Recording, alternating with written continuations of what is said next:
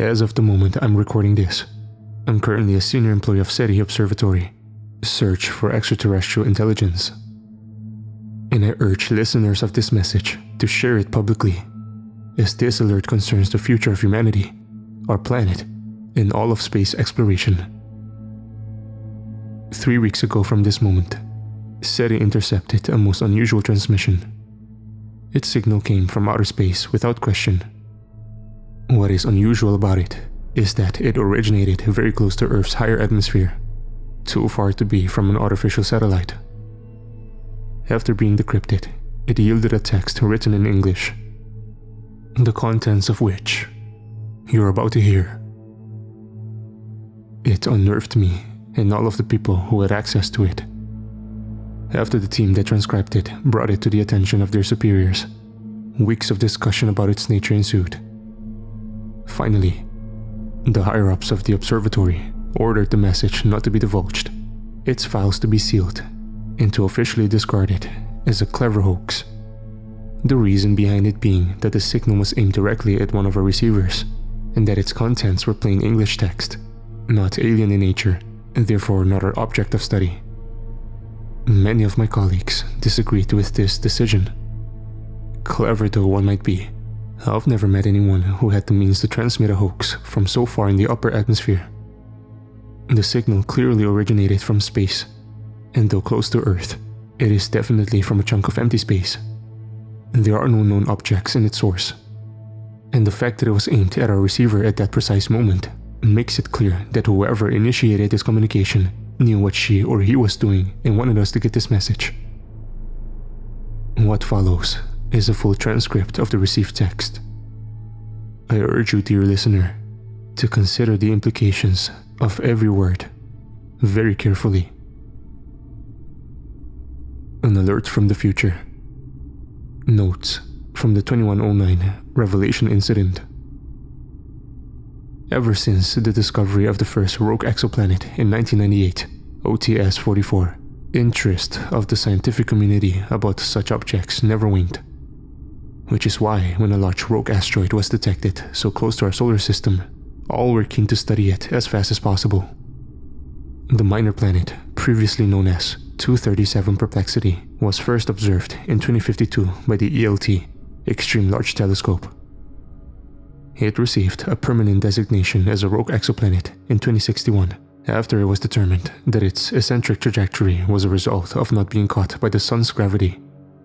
It would just pass by our system in the next years, and was currently on approach. The object had a size and mass comparable to the dwarf planet Eris, was beyond the orbit of Neptune, and has currently been renamed 1 Loki after the incident. The Revelation incident started innocently enough. In 2079, a group of scientists led by the ISA organized a mission to investigate the origin of this strange object and learn more about the cosmos. The probe Revelation was then commissioned by the agency and finished being built in 2088. The International Research and Exploration Ship, Tiresias, was assigned to carry the probe, and an unmanned spaceflight was chartered by the agency to deliver it to said vessel, which was at the time in the vicinity of Jupiter. The flight launched a year later, and after 2 years in space, the probe was successfully delivered and a new course was set for the Tiresias. This was to be the longest space mission to date, taking 18 years to reach the Perplexity, with scheduled stops along the way to study other solar system objects, until it intercepted the asteroid in its approach path beyond Neptune. The Tiresias spacecraft was 4 years old by the time it received the probe at the Europa Moon International Space Facility. It carried a crew of 5 people, led by Captain John Herbert Moses, an experienced astronaut. Between the scheduled stops, the crew was to stay in hibernation sleep, which slowed down bodily functions. The ship reached the asteroid in August 15, 2109, and the crew were ready and able, and started preparations to enter the asteroid's orbit. Finally, August 17, the probe was ready to be deployed. The vehicle was to carry a researcher, Jacqueline Meredith, PhD in planetary geology. Revelation made contact with the surface of 237 Perplexity at 9:15 UTC that day. The explosion, happened immediately. The crew of the Tiresias described a white blinding flash of light, and the energy of the blast killed 2 crew members instantaneously. Dr. Adriana Dubois, the medical officer, and Dr. Federico Lombardo, PhD in space chemistry, were both crushed by the ship's very floor. The 2 remaining crew members, Captain Moses and Lieutenant Li Jitang, sustained many injuries, bruises, lacerations, and multiple fractures. Even though they were seated at the ship's cockpit, the acceleration caused a great enough force to be exerted on their bodies. The Tiresias' first contact with Mission Command after the explosion only happened at 1339 UTC. Lieutenant Tang, the first to wake up, reported Captain Moses knocked out, the ship spinning out of control, and instruments outputs not making any sense. Efforts to stabilize the ship's rotation along all axes were proving more than auxiliary engines could deal with, and the extension of damage to the ship was unknown. Captain Moses woke up 2 hours later, and both men couldn't bring the vessel under control. Observers around the solar system saw the moment of the explosion. A bright flash of light was seen, enough to be visible from Earth by the naked eye as a star in the night sky. Telescopes everywhere fixed on the origin point, and were unable to detect neither the ship nor the asteroid. Mission Command only got a fix of the Tiresias' position 46 hours after the blast. It was tens of thousands of kilometers away from the origin and moving at hundreds of kilometers per second. Telescopes around the solar system searched for the missing asteroid to no avail. The scientists leading the mission were baffled by these events. Even an explosion from the Revelations reactor could not cause a blast this large. The whole world caught wind of the news, and everywhere on the solar system, minds searched for the answer. It is not known who came to the solution first, as many men and women of science came forth with this thought at the same time. The Revelation probe was annihilated. 237 Perplexity was composed entirely of antimatter. This rogue exoplanet was probably ejected from another galaxy, an anti-galaxy, and drifted through space aimlessly until it reached our corner of the universe. There is no reason why antimatter would look or behave any differently than normal matter on a macroscopic scale.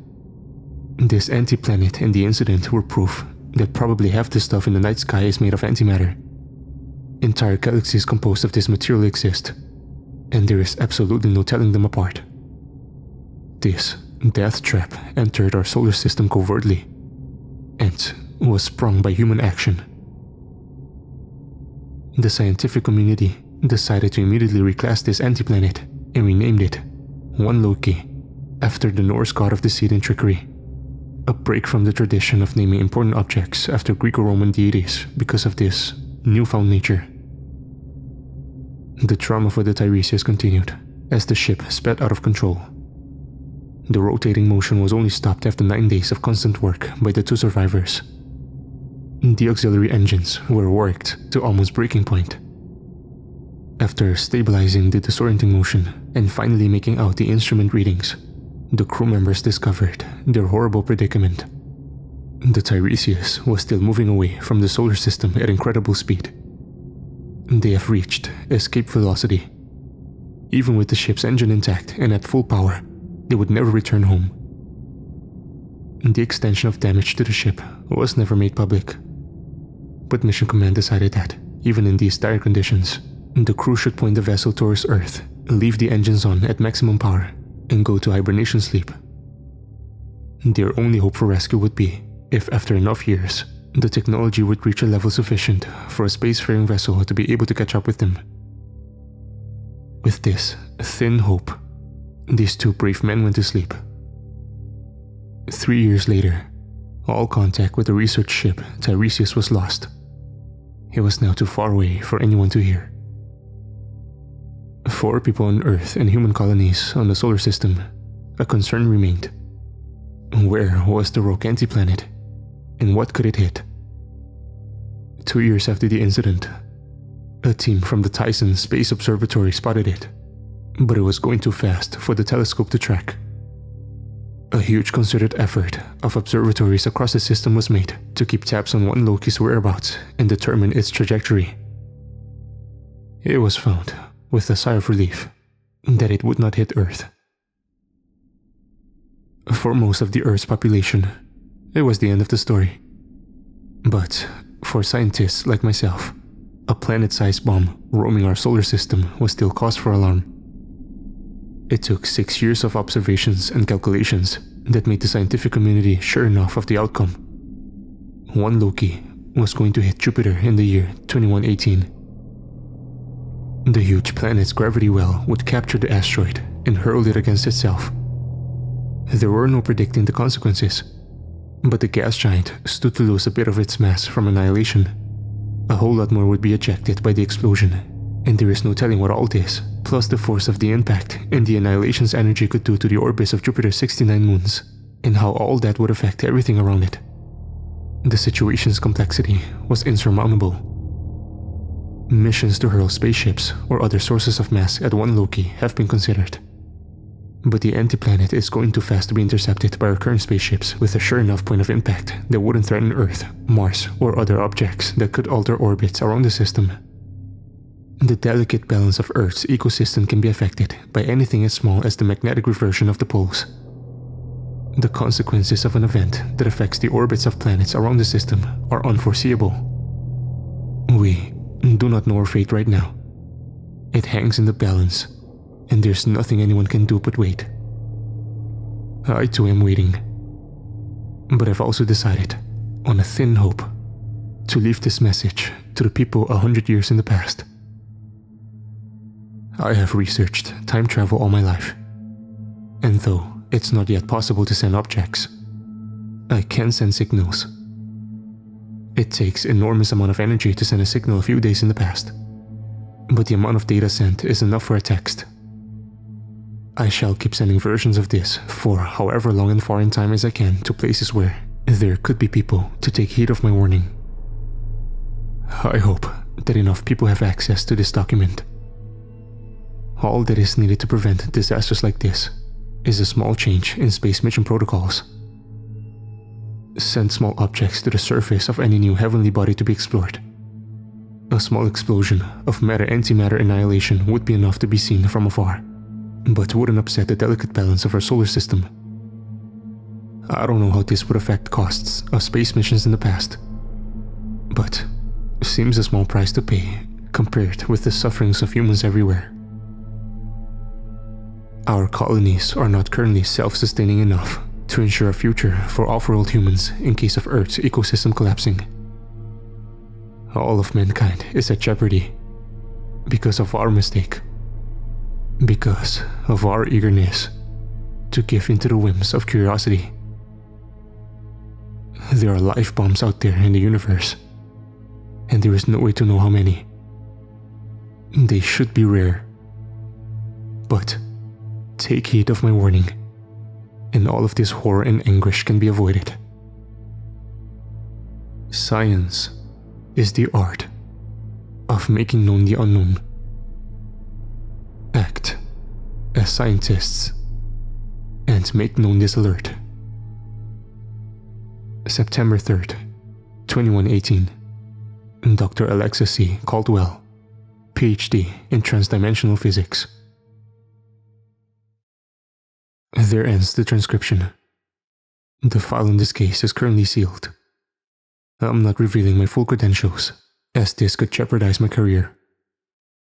But I chose to act as a scientist and heed Alexa's warning as best as I could. I'm publicizing this copy of the transcript and making the world know there is a new and invisible threat to humanity. Please, make this known to as much people as possible, so we may enact the small change Dr. Alexa pleaded.